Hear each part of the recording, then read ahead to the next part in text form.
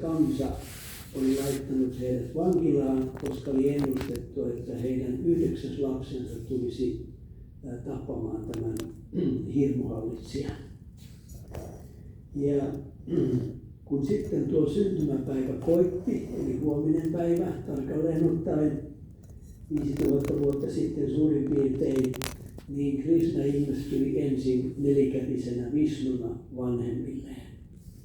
Ja jotkut Krishnan seuraajat ajattelevat, että Krishna ja muut avatarit ovat Vishnun ilmentymiä, mutta jotkut Krishnan seuraajat ajattelevat, että Krishna itse on se perimmäinen todellisuus. Mutta tämmöisestä advaitisesta näkökulmasta nähdään enemmänkin niin, että Jumala on muotoa vailla oleva ja sitten hän ilmenee monessa muodossa myöskin Krishnan hahmossa. Meissä voi herätä kysymys, minkä tähden korkein voima oli päättänyt laskeutua ihmisen hahmoon juuri tuona ajankohtana. Krishna vastaa tähän kysymykseen Bhagavad Gita 4. luvussa 7. ja 8. säkeessä, jossa hän sanoo, kun hyveellisyys taantuu ja paheellisuus lisääntyy, minä ilmestyn maailmaan. Minä synnyn aikakauden jälkeen näkyväiseen hahmoon, suojelemaan hyveellisiä ja tuhoamaan pahan tekemistä sekä voimistamaan dharmaa, oikeata elämäntapaa.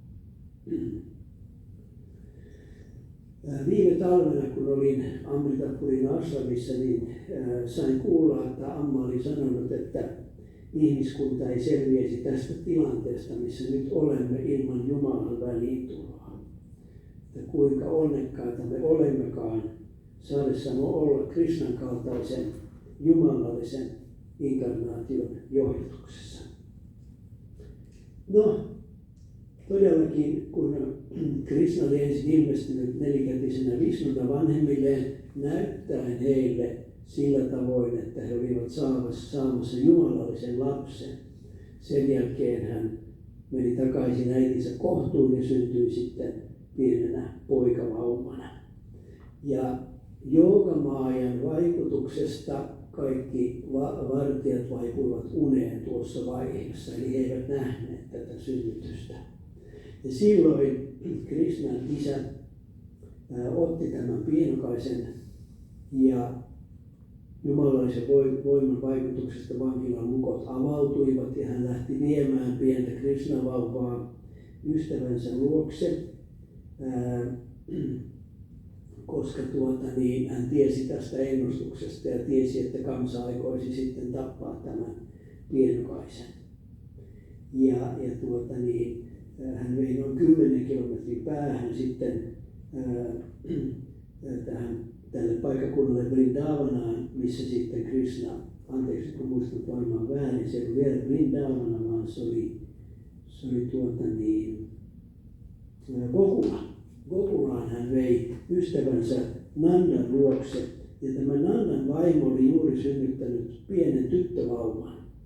Ja myös joogamaajan voimasta tämä äiti oli vaipunut uneen heti lapsen synnyttyä. Ja hän ei nähnyt sitä, että Vasudeva tuli sinne ja vaihtoi tämän lapsukaisen. Ja hän otti tämän tyttövauvan ja palasi sen tyttövauvan kanssa takaisin sinne Mathuran vankityrmään. Ja siinä vaiheessa sitten, kun tämä hirmuhallitsija kansa sai tietää, että nyt heille on syntynyt lapsi, niin hän kiirehti heti vankityrmään ja otti tätä pientä tyttövauvaa jalasta kiinni ja aikoi murskata sen kivilattiaan. Mutta tämä tyttövauva lensikin ilmaan ja omaksui Durgan kauhistuttavan hahmon ja nuhteli tätä kansaa hänen hirmuisista teoistaan ja sanoi, että se Krishna-vauva, joka tulee sinut aikanaan laittamaan aisoihin, niin on syntynyt jo muualla. No, jumalallisten inkarnaatioiden syntymä jo usein osoittaa sen, että kyse on jumalallisesta lapsesta. Tehdessäni Ammasta TV-elokuvaa haastattelin Amman isää Sukunandania, joka kertoi silloin Amman syntymästä. Ja kun synnytyksen hetki lähestyi, Amman äiti Damayanti, joka oli rannalla setvimässä kalaverkkoja, tunsi, että synnytyksen hetki oli lähestymässä. Hän kiirehti kotiinsa vaihtamaan vaatteita, voidakseen lähteä synnytyssairaalaan. No, synnytys käynnistyi sitten yhtäkkiä ilman, että kukaan olisi ollut siinä auttamassa. Ja kun lapsi oli syntynyt, niin Damayanti ajatteli, että lapsi oli syntynyt kuolleena, koska ei kuulunut itkua lainkaan. Ja niin kun Amman veljet ja sisaret olivat syntyneet, niin ne olivat itkeneet. Ja Damayanti katsoi sitten jalkojensa väliin ja sanoi, että hän ei ikinä unohtanut, mitä hän näki. Vastasyntynyt katsoi häntä silmiin ja hymyili. No, oppilaat, opetuslapset kysyivät Ammalta vuosikausia myöhemmin, miksi Amma hymyili syntyessään. Ja Amma selitti, että se johtui siitä, että yleensä kun pieni vauva syntyy, niin se ei ymmärrä, mitä on tapahtunut ja minne se on tullut. Mutta Amma sanoi, Amma tiesi, minne Amma tuli ja minkä tähden, siksi Amma hymyili. Eli tällä tavoin Amman ja Krishnan syntymä oli toki hyvin erilainen, mutta molemmissa oli jumalallisia merkkejä heti alusta alkaen. No, palatkaamme sitten Krishnan tarinaan. Kun hirmuhallitsija kansa oli saanut tietää, että Krishnan poika asui nyt Gokulassa kasvattivanhempiensa kanssa, hän lähetti sinne Putana-noidan, joka valeli rintansa myrkylle ja tekeytyi lastenhoitajaksi, ja hän pääsi imettämään tätä 6-vuotiaista Krishnaa. No, Krishna sitten tarttui kyllä rintaan ja imi maidon pois ja samalla Putanan elinvoiman, niin että tämä Putana-demoni putosi elottomana maahan, eikä onnistunut Krishnaa tappamaan. Kuten tiedämme, niin Ammakin on yritetty tappaa noin 10 kertaa. Muun muassa myrkytetyllä maidolla, tosin sitä ei nyt tarvittu rinnasta, mutta oppilas tietämättä, että maito oli myrkytetty, niin toisen Ammalle, Amma joi sen ja myrkyttäjät katseli vähän matkan päästä, että kohta Amma putoaa tuohon kuolleena. Amma kääntyi heihin päin ja oksensi sen maidon ja jatkoi halaamista. Eli tällaisia yhtäläisyyksiä on nähtävissä Amman ja Krishnan elämässä. No niin, toisen kerran Kamsa lähetti pyörremyrskyn hahmossa olleen Trinavartta-demonin tuhoamaan lapsi Krishnaa, joka oli silloin vuoden ikäinen. Trinavartta oli kohottanut vuodenikäisen Krishnavauvan pyörremyrskyn syleilyssä kohti korkeuksia. Krishna oli kuitenkin lisännyt asteittain painoa, kunnes Trinavartta oli viimein romahtanut alas maahan. Näin Krishna tuhosi tämänkin demonin. Krishna vietti lapsuutensa kasvattivanhempiensa Nandan ja Jasodan seurassa, tehden erilaisia kepposia, kuten varastaa voita. Samalla, näin Ammakin kommentoi tätä, samalla Krishna varasti ihmisten sydämet. Kerran Krishnan veljet ja ystävät menivät hakemaan hedelmiä puusta ja pudottelivat niitä maahan. Ja Krishna oli ihan pikkuinen silloin vielä ja Krishna halusi poimia niitä hedelmiä sieltä maasta ja niissä hedelmissä oli mutaa.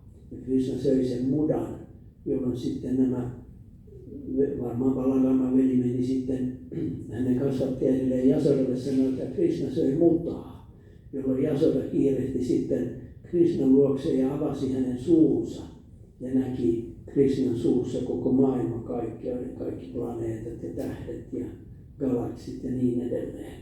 Tällä tavoin sitten alkoi tajuta, että tämä lapsi on jumalallinen. Amman isän kohdallahan se tapahtui, hän kertoi sen siitä TV-elokuvassa sillä tavoin, että Amma oli ryhtynyt 20-vuotiaana halaamaan ihmisiä julistaen, että hän on yhtä Krishnan kanssa. Sehän oli se tapahtuma. Hän julisti, kun luettiin Srimad Bhagavatamia, että hän on yhtä Krishnan kanssa. Ja isä meni myöhemmin sitten Amman luokse ja sanoi, että jos Jumala nyt lopettaisi ystävällisesti vierailut hänen tyttärensä kehossa, hän haluaa naittaa tämän tyttären. Ja Amma sanoi, että ei tässä on muuta sun tytärtä kuin tämä keho. Jos sä haluat sen, sä saat sen, mutta se putoo sitten kuolleena maahan. Ja isä sanoi, että hän haluaa. Ja Amma putosi kuolleena maahan. Amma oli 8 tuntia eloton. Sisko, äiti pyörtyivät. Isä pyörtyi 2 tunnin kuluttua ja herätessään havaitsi, että Amma on edelleen eloton. Sitten hän rukoili, että Amma tulisi takaisin, että hän ei enää ylitä määräillä tyttärensä elämää. Ja niin Amma sitten palasi kehoonsa. Eli näin Amma on tehnyt samanlaisia asioita kuin Krishnakin, vähän eri muodossa, mutta samanlaisia ihmeitä. Ollessaan nuorukainen Krishna piti huolta lehmistä yhdessä gopien, lehmityttöjen ja poikien kanssa. Hän lumosi jumalallisella huilunsoitollaan niin eläimet kuin ihmisetkin, suunnaten siten heidän huomionsa jumalalliseen alkulähteeseen. Yksi tunnetuista liiloista jumalallista leikeistä oli Raasaliila, jonka aikana jokainen gopityttö näki, että Krishna tanssi juuri hänen kanssaan. No ollessani Amman Amerikan kiertoilla, siellä oli monta tuhatta ihmistä niissä saleissa ja ajattelin silloin tätä Raasaliilaa, sillä jokainenhan meistä, joka siellä katsoo Ammaa, niin kokee, että Ammahan on just niin kuin minun kanssani. Eli siinä vähän samanlainen Raasaliila menossa. Mieleeni muistuu sekin, kun eräs amerikkalainen oppilas kysyi Ammalta, että kun hän on Amerikassa ja Amma Intiassa, niin muistaako Amma hänet? Niin Amma vastasi, että kuinka kokonaisuus voisi unohtaa osan. No, samalla tavoin gopien ja Krishnan suhde, se perustuu jumalalliseen rakkauteen. Aivan niin kuin meidänkin oppilainen suhde Ammaan perustuu rakkauteen. Amma sanoikin Amerikan kiertueella, että oppilaiden rakkaus veti Amman heidän luokseen Amerikan kiertueelle. Ja samaahan mekin toivomme nyt, että meidän rakkautemme vetäisi Amman Euroopan kiertueelle ja tänne Suomeenkin.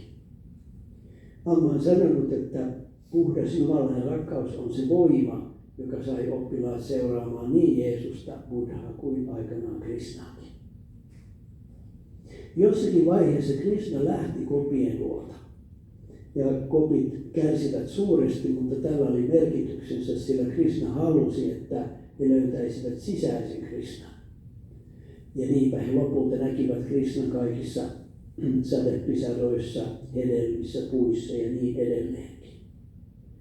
Ja tällä on oma tarkoituksensa, sillä antaumuksenne rakkaus lopulta kulminoituu siihen, että Jiva-atman sulautuu Paramaatmaniin, yksilösielu sulautuu jumalalliseen alkulähteeseen. Gopit vuodattivat kyyneleitä kaivatessaan Krishnaa, ja Amma sanoo, että Jumalan itkeminen vastaa 100 tunnin meditaatiota. Sillä itkiessämme Jumalaa, Krishnaa tai Ammaa, me keskitymme Jumalaan täydellisesti. Samalla olemme nöyryyden tilassa, ja kun kaipuu me saavuttaa huipennuksen, Jumala ei voi olla vastaamatta rukoukseemme. Rakkaus Jumalaa ja jumalaista inkarnaatiota Krishnan kaltaista olentoa kohtaan on rakkauden muodoista korkein, joka saavuttaa huipennuksensa, kun sulaudumme rakkauden kohteeseen, meistä tulee rakkaus niin kuin Amma-asian ilmaisee. Tätähän edustaa Radha, Krishnan oppilaista, hän joka oli saavuttanut kaikkein ensimmäisenä sen puhtaan rakkauden. Krishnan elämäntarinassa gopien vaihetta seurasi suhde Pandava-prinsseihin, joilta Kaurava-prinssit halusivat riistää kuninkuuden. Krishna yritti sovitella tätä kiistaa usean vuoden ajan, mutta sitten kuitenkin ajauduttiin lopulta Mahabharatan sotaan, jota kuvataan Mahabharata-eepoksessa. Ja tätä Ammakin sanoi, että tämä Mahabharatan sota on myös vertauskuvallinen. Se oli myöskin toisaalta historiallinen tapahtuma. Se on vertauskuvallinen siinä mielessä, että kyse on meidän sisällämme olevista hyveiden ja paheiden välisestä taistelusta. Pandava-prinssejä ja heidän armeijansa oli paljon pienempi kuin Kauravien armeija, mutta silti Pandavat voittivat tämän sodan johtuen siitä, että Dharma oli heidän puolellaan. He olivat hyveen puolella ja Krishna oli heidän puolellaan. Ja sen takia he voittivat sen. Mutta tässä on sellainen vertauskuva, että kun henkinen oppilas on henkisellä tiellä, niin hän voi pienillä hyveiden määrällä voittaa suuren määrän paheita. Ammalla on sellainen vertaus, että kun mies on talossa ja talo on tosi huonossa kunnossa ja yksi päivä kun hän vetää verhoja, niin verhot repeytyy ja hän hankkii uudet verhot. Kun hän hankkii uudet verhot, niin hän huomaa, että kuinka huonossa kunnossa seinä on, niin hän maalaa sen seinän.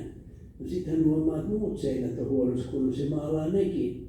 Ja maalattua kaikki seinät, hän huomaa, että lattia on ihan hirveässä kunnossa, hän maalaa senkin. Ja tehtyä sen hän huomaa, että katto on karmeassa kunnossa, hän maalaa sen. Ja saa tuon yhden huoneen kuntoon, hän huomaa, että kaikki muut huoneet on ihan hirveässä kunnossa, joten hän maalaa nekin.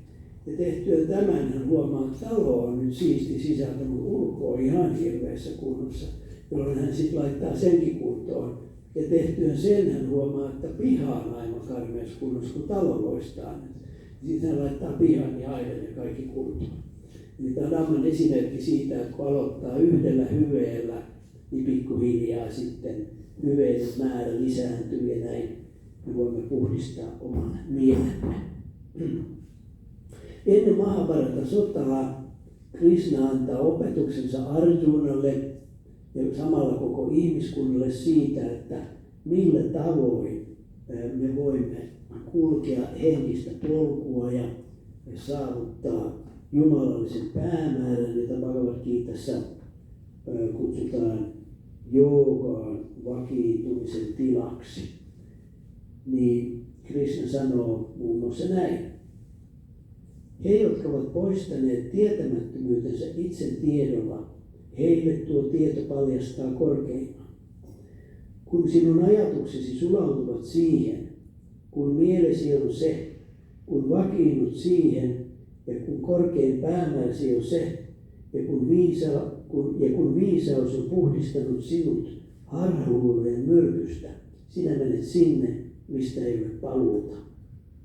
Itseoivalluksen saavuttaneet näkevät samalla tavoin nöyrän ja oppineen, papin, lehmän, elefantin, koiran ja kasvittoman. He, jotka ovat vakiintuneet ykseyteen, ovat ylittäneet jo tässä maailmassa ollessaan syntymän ja kuoleman. He ovat virheettömiä niin kuin Jumala, ja siksi he ovat Jumalassa. Levätessään jumalallisessa tietoisuudessa, älyvakaana ja harhoista vapaana, joogi ei sen enempää iloitse miellyttävän tähden kuin sure epämiellyttävän tähden.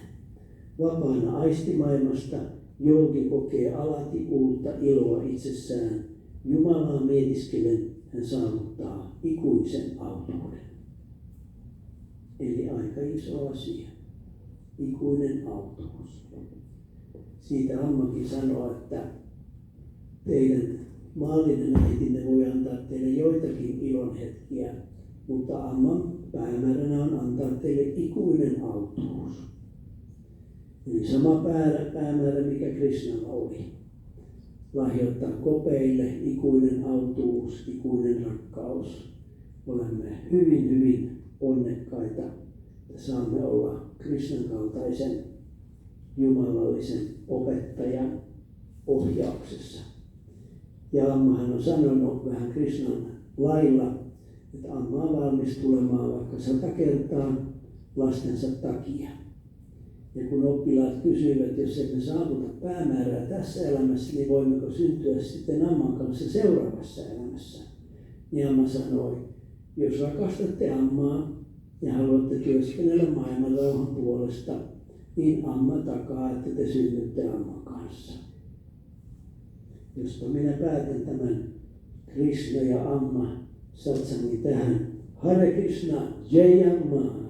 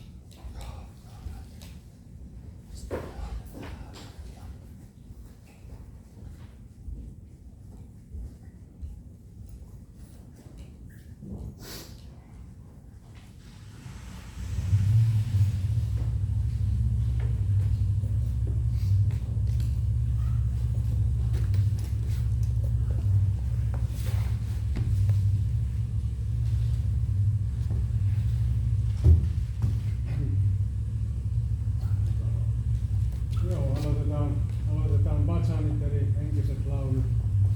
Otetaan aluksi vaikka sivu 93, Kopi Kopala, Menu Kopala. Sitä et pitää.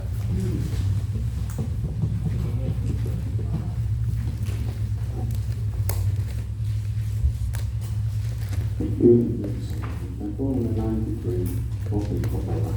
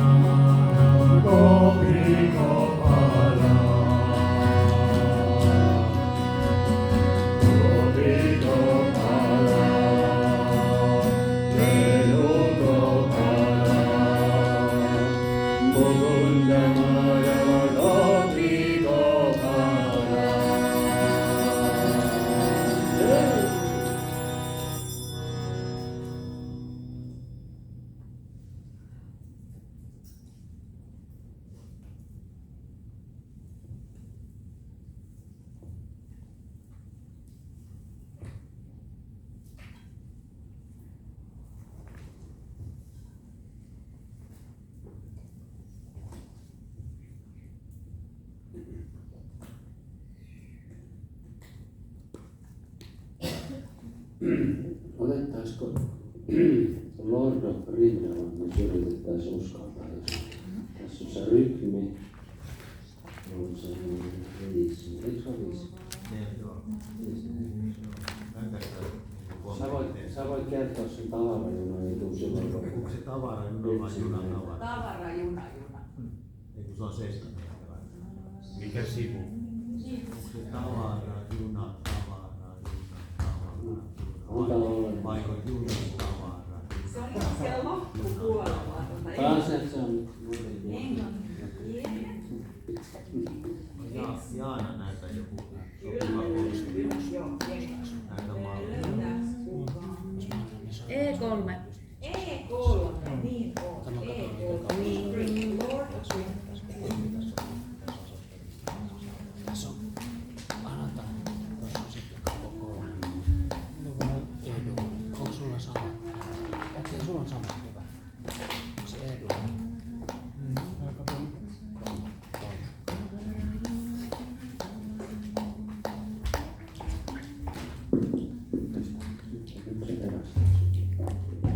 Huhhuh.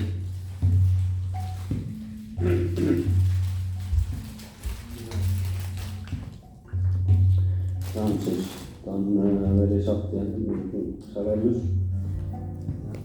Vähän hankala. Nyt kun me taputetaan, niin jos vaikka Janne, sä pitäisit vaikka sitä tuistuvata, niin pidä se sitä ja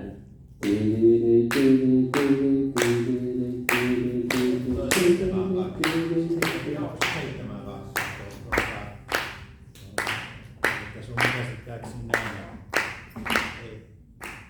Ei tosiaan. Eikö näin tavaraa, junatavara?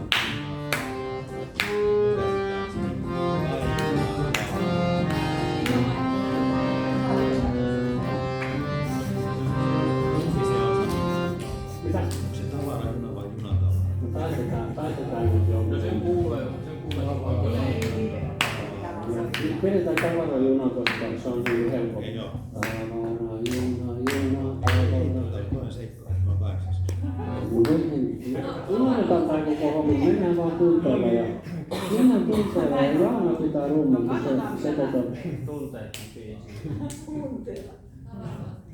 Se on hieno tavarajuna. pidetään se ensi kerralla sitten pidetään se.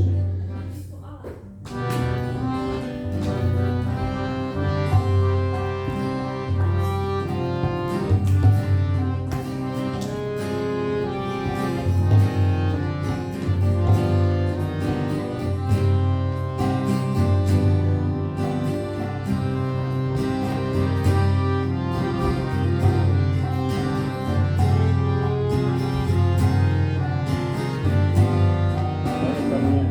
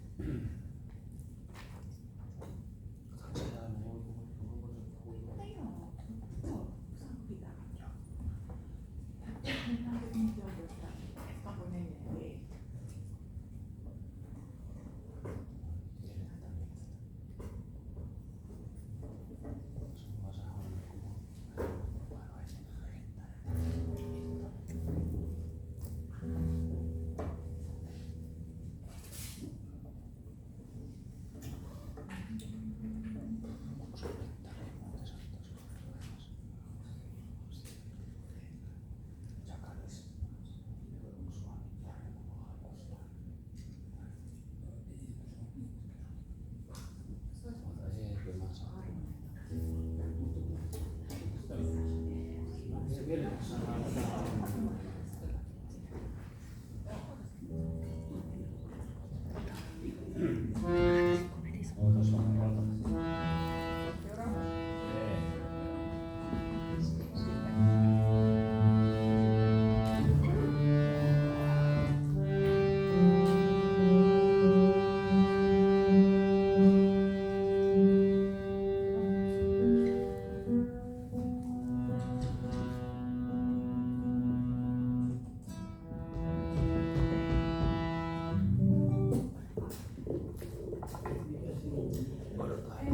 ne vois Mahamantra. Hare Krishna. Hare Krishna Mahamantra. Kyllä.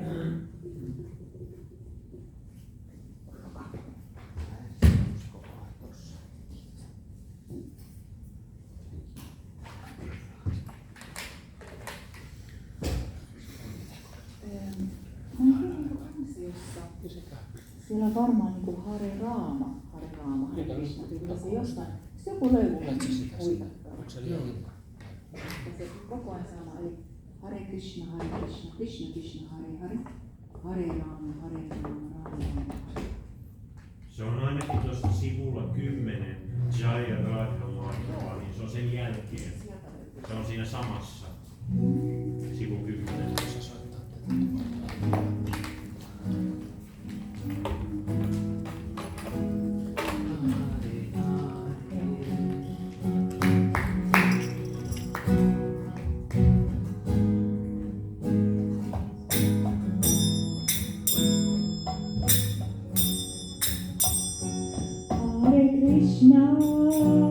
Hare Krishna, Krishna Krishna,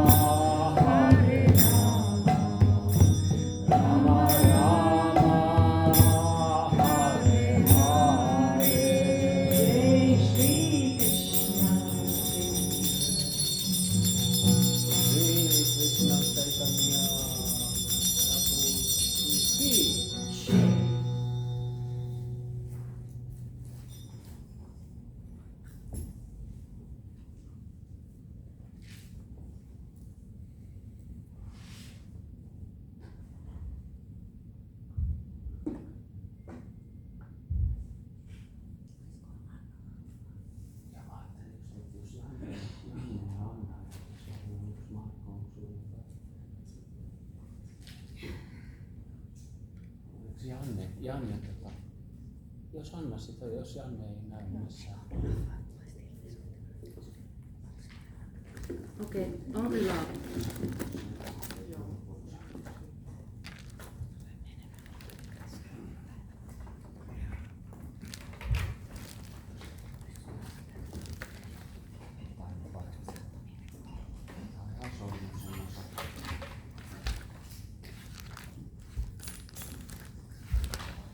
E2.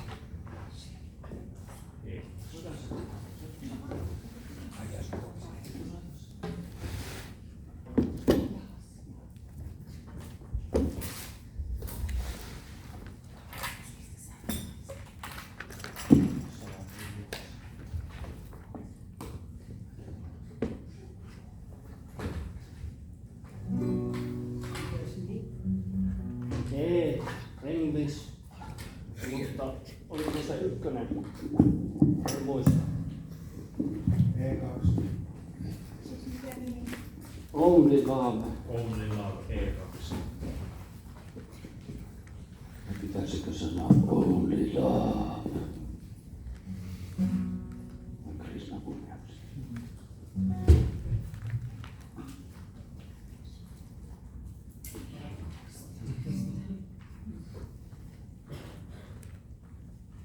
Ottakaa hetki ennen.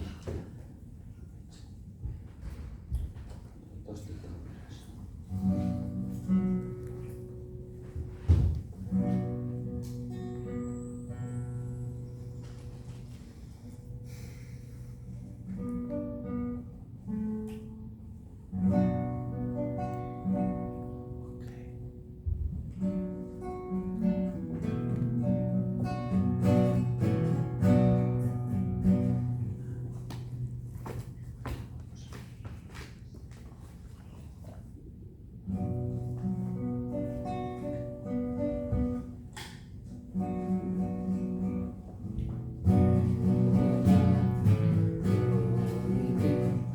May the light of unity dawn in our minds.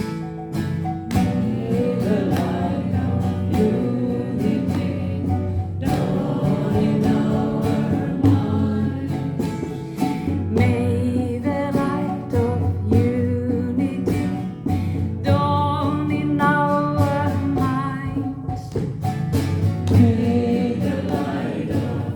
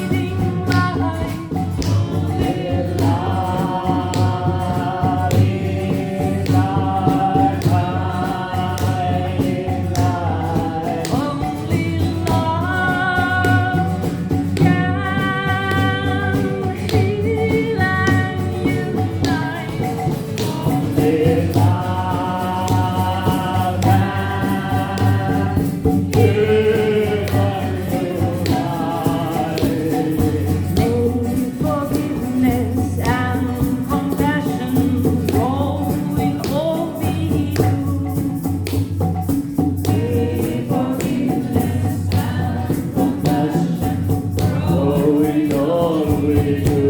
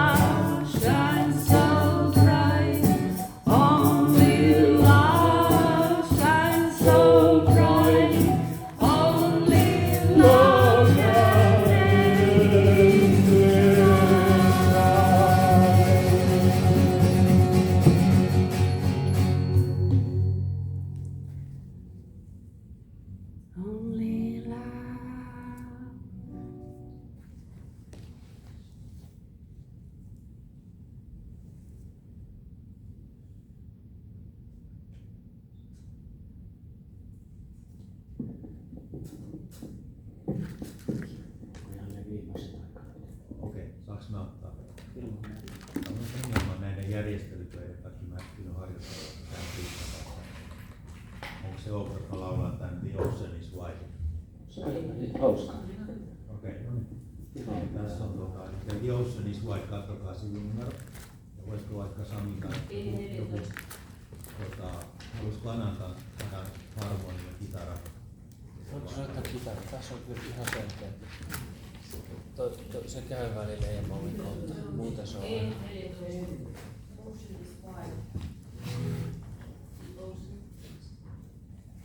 E14.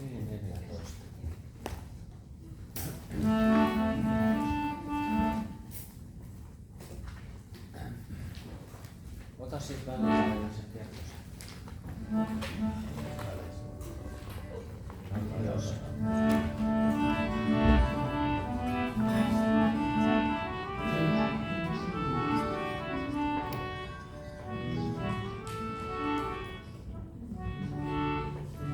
Voinko mä yrittääkin, jos annat koulun?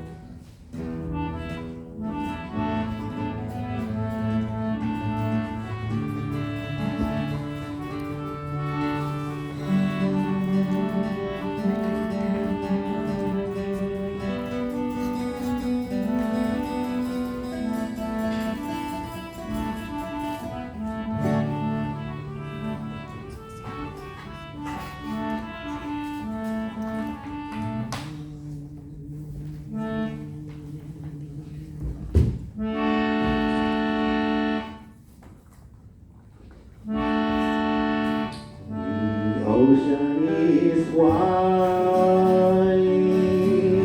I can't cross over, and neither have I wings to fly, but there's a road that can carry me.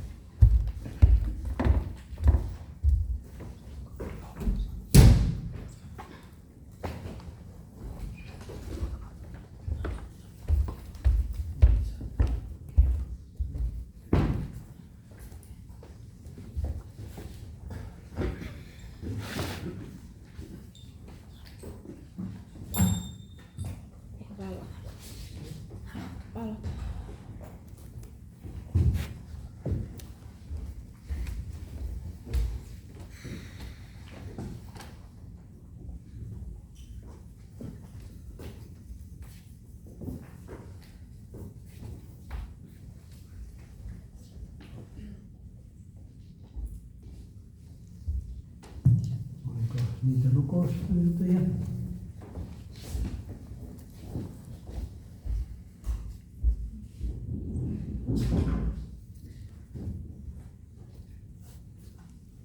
Pyydän mun veljellä ja sen lapsille ja itselläni. Oliko muuta? Kaikille yksinäisille, huollettaville vanhemmille, sellaisille, joilla on vaikeuksia rahallisia tai fyysisiä. Oliko muuta?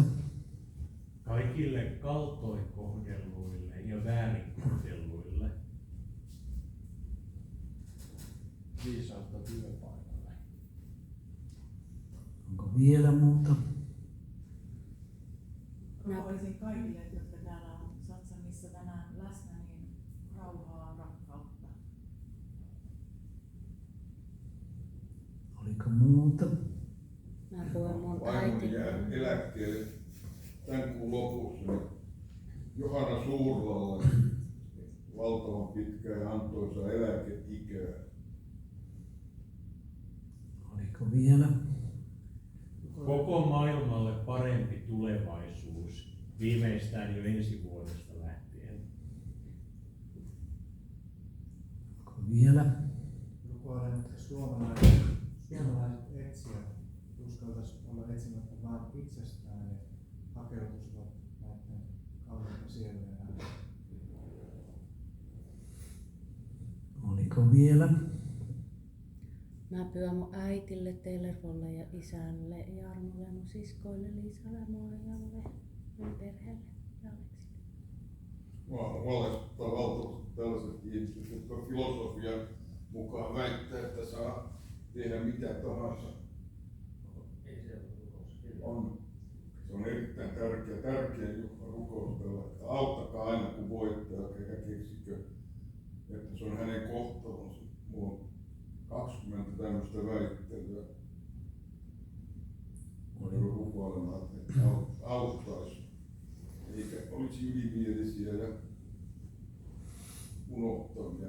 Hän kielsi sen rukoilun ja minä innostuin entistä enemmän pyytämään, vaatimaan ja kerjäämään. Hyvä sama. Onko muita rukouspyyntöjä? Toivoisin rukousapua mun rakkaan isäni puolesta, joka kuoli 10 kuukautta sitten. Ja toivoisin, että Jumala pitäisi hänestä huolen ja että hän pääsisi taivaaseen ja Krishna ja Amma siunaisivat häntä ja että hän pääsisi taivaaseen. Oliko vielä? Köyhyyden poistamiseksi koko maailmasta, kaikista maailman kolkista ja maista. No niin, nyt tuli jo aika monta. Ehkäpä nämä riittävät ja pidämme ihan hetken hiljaisuuden ja rukoilemme näiden asioiden puolesta.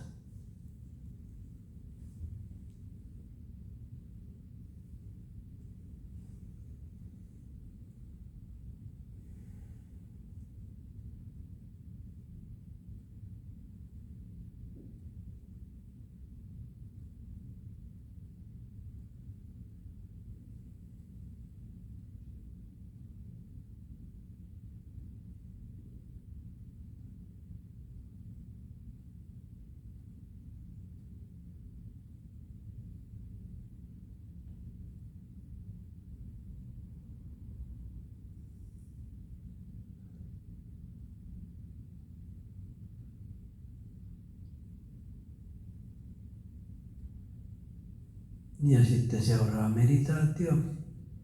Istutaan selkä suorana. Kädet voi olla polvilla, peukalo ja etusormi toisiaan koskettaen. Tai kädet voivat olla sylissä ja peukalot koskettavat toisiaan. Leuka on hieman koholla. Silmät on kevyesti suljettuina.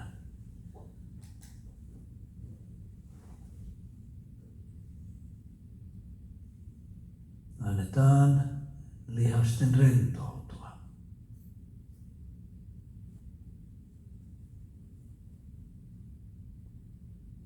Annetaan rentoutuksen tunteen syventyä.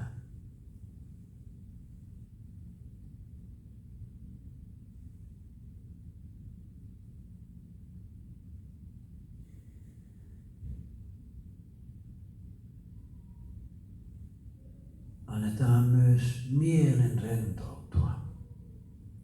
Ajatukset ja tunteet rentoutuvat.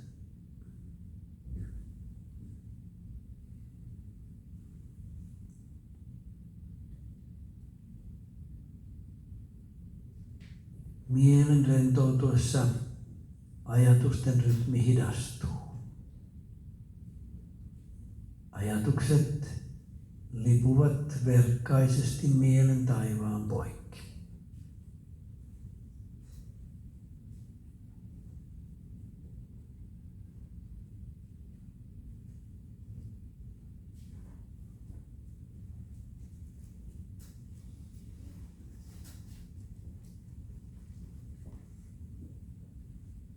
Eläytykäämme siihen, että tuuli puhaltaa ajatuspilvet pois. Jäljelle jää hiljainen mieli, puhdas tietoisuus.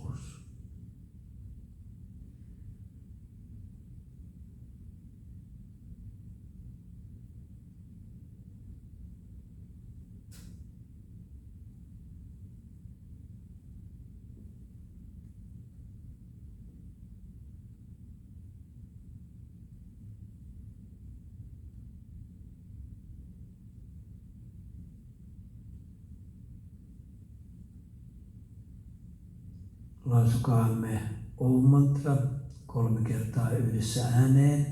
Ensin sisäänhengitys.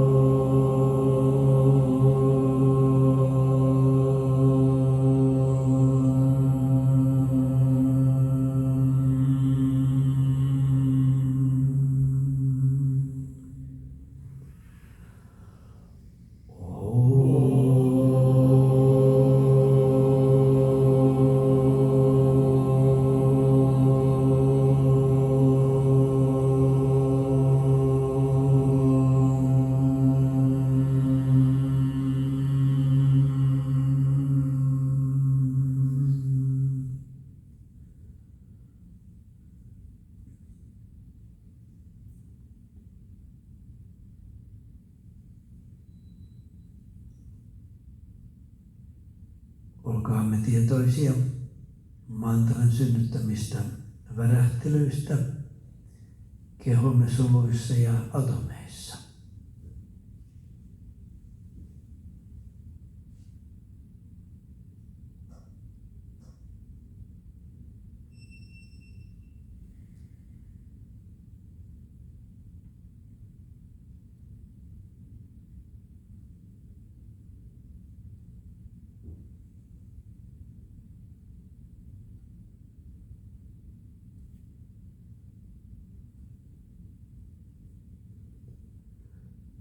Tarkkailkaamme sitten hengitystä, kuinka ilma liikkuu nenän kautta sisään ja ulospäin.